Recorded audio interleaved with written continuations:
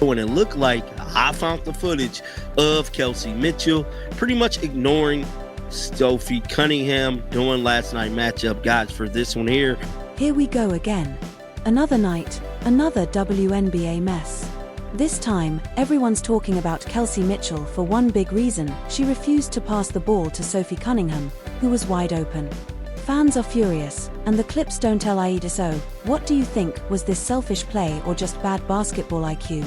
Here's the scene: fever in a close game, clock running down, and the ball ends up with Mitchell. If you've been watching her for a while, you already know what happens next. It's not just one mistake, it's her pattern. Ball in her hands, game on the line, and instead of trusting her teammates, she tries to play hero, and yeah, you guessed it. She wasn't the hero.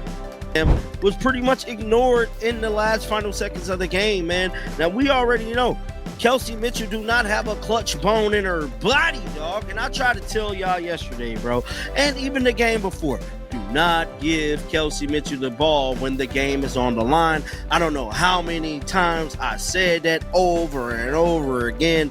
I put my faith in Sophie Cunningham, not because she's from my home state, but just simply she's been a proven winner when it comes to making her shots in crucial moments. We all could agree on that. Sophie Cunningham has the clutch gene, and unfortunately, Kelsey Mitchell just ain't got it. And the worst part, Sophie Cunningham was right there, wide open in the corner, the easiest option on the floor. She's a shooter built for that exact moment. Ready, locked in, clutch. But nope, Mitchell wanted to play hero ball again. Problem is, she didn't have the recipe. She forced it, put it up, and bricked. Fans everywhere just groaned. We've seen this movie before, and it's awful every single time. Mitchell crossing over. Mitchell on the drive. Mitchell missed it at the rim. You don't even have to be a big WNBA fan to see how bad this was. The clip blew up online because it's that obvious. Sophie's in the corner, arms waving, basically yelling in basketball language, "Hey, I'm open, pass it." But nope, Mitchell kept dribbling like she was Allen Iverson in 2001. Except instead of crossing people up and hitting clutch shots, she just broke Fever fans' hearts all over again. Right here, Sophie Cunningham slides right. Kelsey was supposed to pass her that ball. She was supposed to pass her that ball. Right about, hold on. Nope. Right there. Give Sophie the ball. 3-point shot right now. Give her the ball now. Still would have been 17 seconds left on the clock. Now you guys don't have to foul. You forced them. You guys would essentially force them to go down there and shoot the ball, make a shot. And guess what happens? We goes to overtime. We go into overtime. Then, you know what? Once we go into overtime. And this is where it gets really bad, because it's not just one missed shot. This is a pattern. Mitchell has done this over and over. Clutch time hits, she takes over, and it almost always ends the same way. A bad shot, a turnover, a wasted possession, and another loss. The stats back it up. Indiana has blown multiple late-game leads this season. Fans are saying 5, 6, maybe even 8 times, and the story is always the same. Meanwhile, Sophie Cunningham has been one of the few steady clutch players on the team. When the pressure's on, she's shown she can hit big shots. She's not perfect, but at least she isn't jacking up contested bricks while her teammates are left standing wide open like mannequins in the corner. That's the real frustration. It's not just that Mitchell misses. It's that she flat out refuses to trust the players who actually shine in those moments. Attention to detail, knowing personnel, defensively, knowing the schemes. I think a lot of our breakdowns today was just knowing who you was guarding, knowing where you needed to be based on who you were guarding, whether that's off the ball or in the gap. We just weren't sharp. We weren't sharp enough to be a contender for anything tonight. And I think a big part of it tomorrow is being able to defensively be sound, so we can get what we want offensively. That's kind of my question. Would you guys say that the points in the paint? Now let's get to what this really means. Fans aren't just upset about one bad play, they're upset because it feels like proof that Mitchell cares more about being the closer than actually winning. There's a huge difference between confidence and delusion. Confidence is believing you can take the shot. Delusion is believing you're the only one who should take it, even when a wide-open teammate who's better in that exact spot is waiting. And you know what makes it worse?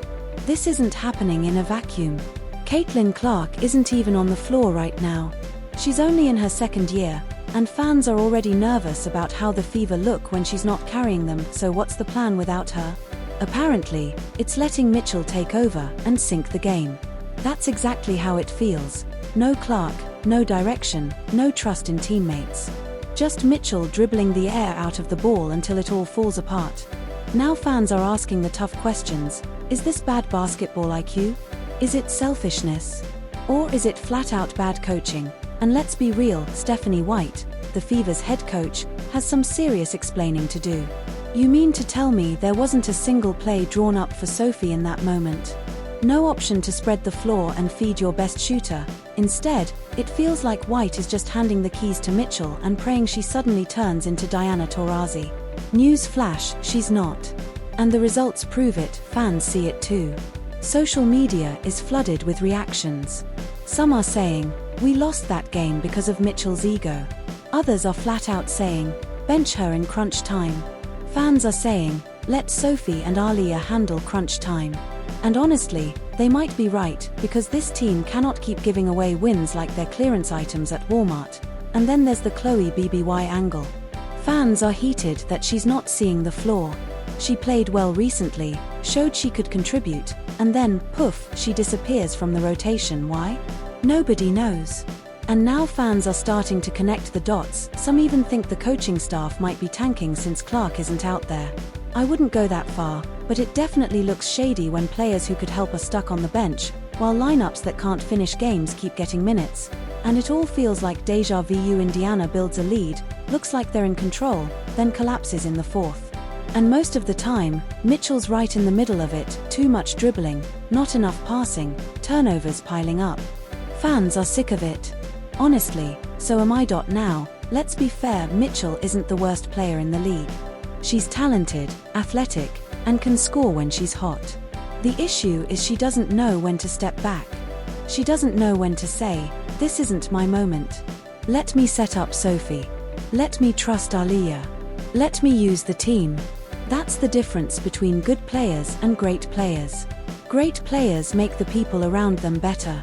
Mitchell, with her tunnel vision, is doing the opposite, dragging the team down. And this is where Sophie Cunningham's reputation matters. She's not just some role player happy to get minutes. She's a proven winner. She's hit big shots before, she's got that clutch DNA. So when a player like that is standing wide open and you ignore her, that's not just a mistake, it's disrespect. It's basically telling your teammate, I don't trust you, even though all the evidence says you should. And that kind of decision doesn't just hurt on the court, it creates problems in the locker room. Because you can bet Sophie's not the only one who other players see it too. They see Mitchell hogging the ball, ignoring open teammates, and letting winnable games slip away. And you better believe they're talking about it. Maybe not in front of the cameras, but behind the scenes. Those conversations are definitely happening.